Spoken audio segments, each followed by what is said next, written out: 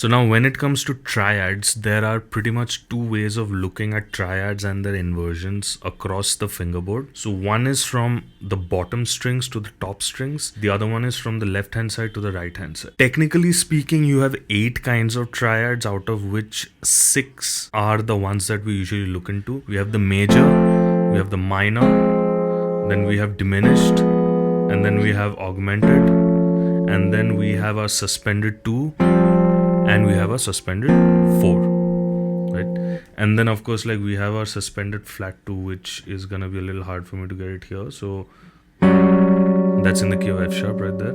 And then we have suspended sharp 4, but we're not going to look at the last 2 for the time being.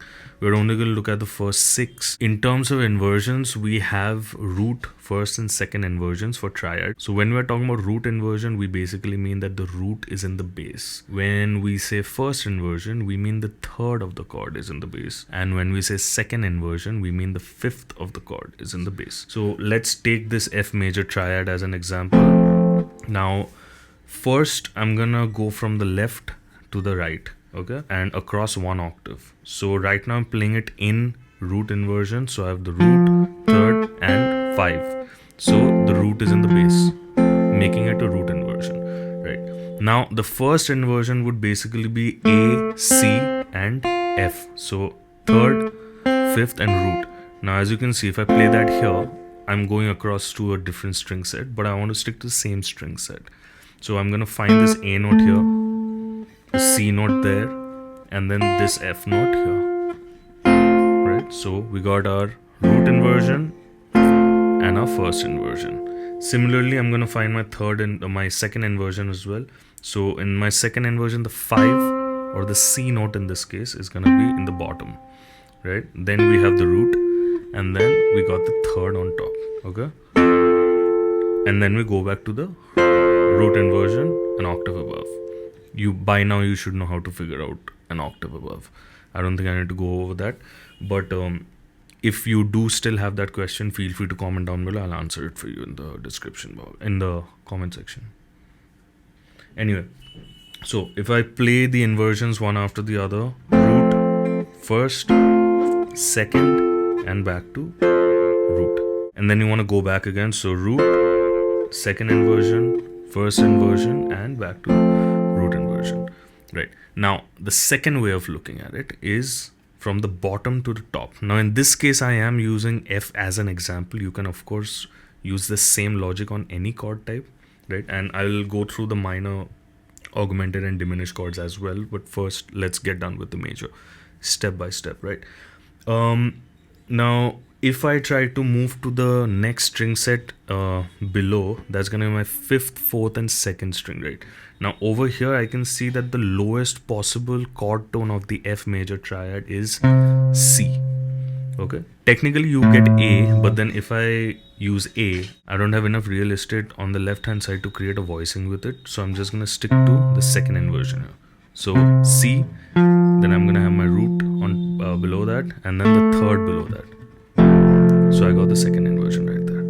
And then I'm gonna go back another string set where I'll have the third, the fifth, and the root. So this way, from the bottom to the top, I get first inversion, second inversion, root inversion, and then first inversion again, right? And you can of course do that in any key pretty much. Let's say I want to do the same thing in the key of A flat. So I got, then back to F again, right? If you know your major triad really well, you know that it's 1, 3, and 5. In order for you to figure out the other triads, you essentially just need to alter this major triad. So let's say we want to turn this F major into an F minor triad, okay? The difference between a major triad and a minor triad is major is 1, 3, and 5, whereas your minor triad is 1 flat 3 and 5. So in each of these major triads, I'm gonna find the third and I'm gonna flat that. So let's say I start from this one, since you know this is the last one we did. First inversion of F right here, third is in the bottom, I flat that. That becomes an F minor, okay? Second inversion of F, third is on top, flat that. Okay, so we got, then we got again F major, third is in the middle, we flat that, and then finally F major on the top three strings, third is in the bass, we flat that. So we're left with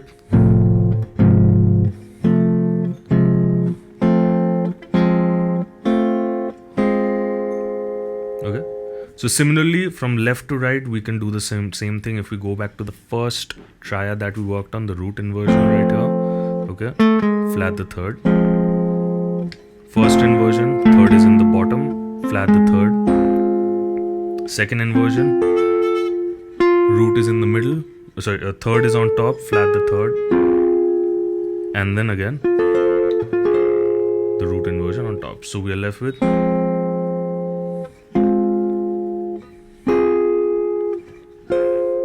right. And just as a little ear training exercise, you could always just try to play the two chord types one after the other so that your ears really hear the difference. So let's say major, minor, major, minor, major, minor, major, minor. Same thing here, major, minor, major, minor, major, minor, major, minor.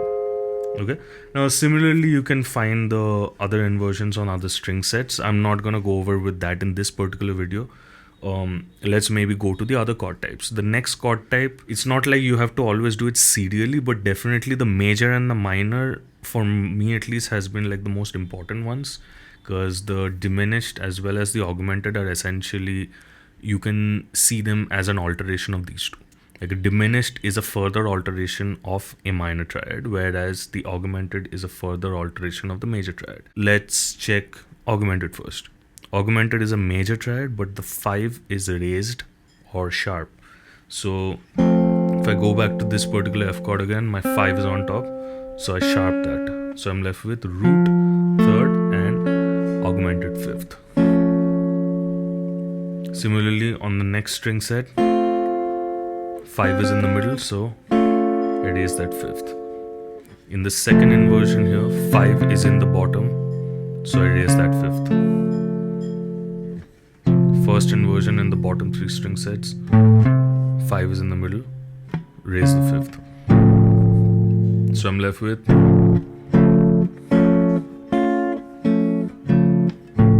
and again, you could always just go between the chords. So major, minor, augmented, major, minor, augmented, major, minor, augmented, major, minor, augmented.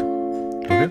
And lastly, let's quickly do the diminished and then we'll come to the suspended chords. The diminished chord can be seen as a minor triad but with a flat 5. Right, so that makes the formula root, flat 3 and flat 5. Let's take this F minor chord. So I have the 5 on top, flat that. Okay.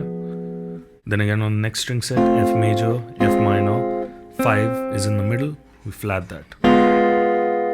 And we get a diminished triad over there. Again, let's try moving across the fingerboard. So here's your F diminished. Right now, first inversion, let's take that F minor triad here.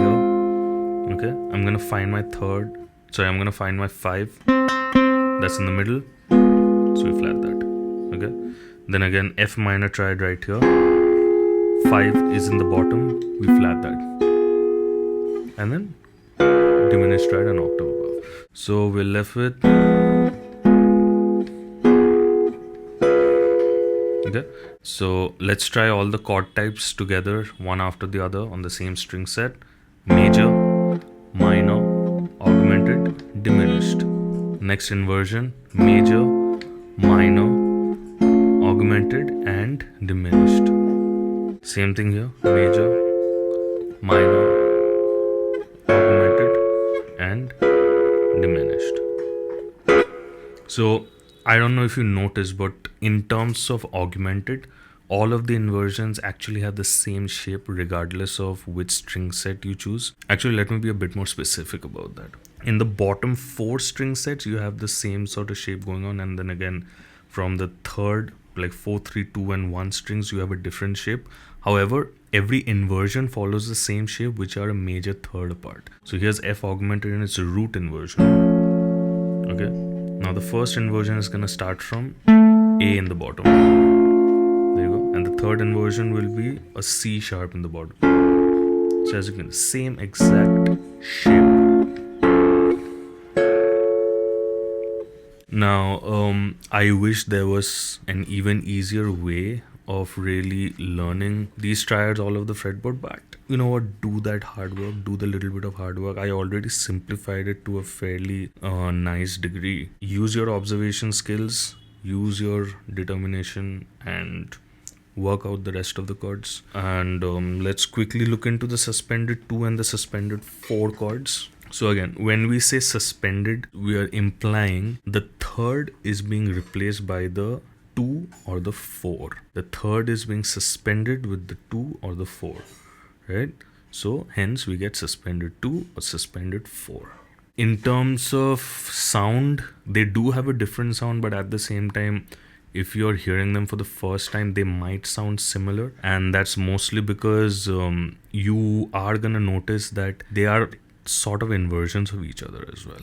Like for example, let's start with an F sus2 chord. The third of F is A, so we replace that A with the 2, which is G in the key of F.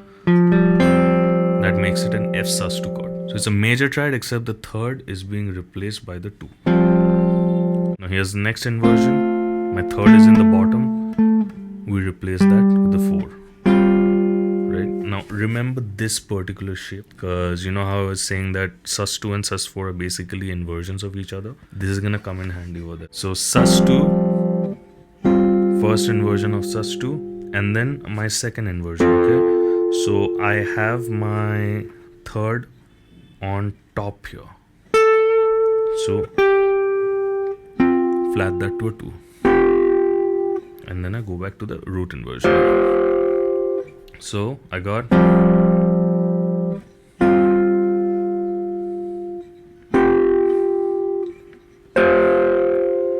okay. Now let's try sus4. Suspended 4 basically means you are replacing the 3 with 4. So there's your suspended 4 chord. Okay. Now next inversion, third is in the bottom, replace it with the 4,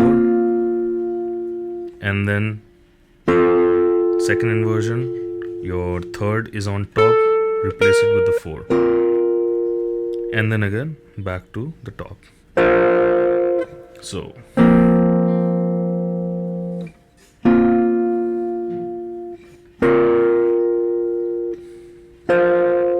and here's sus2.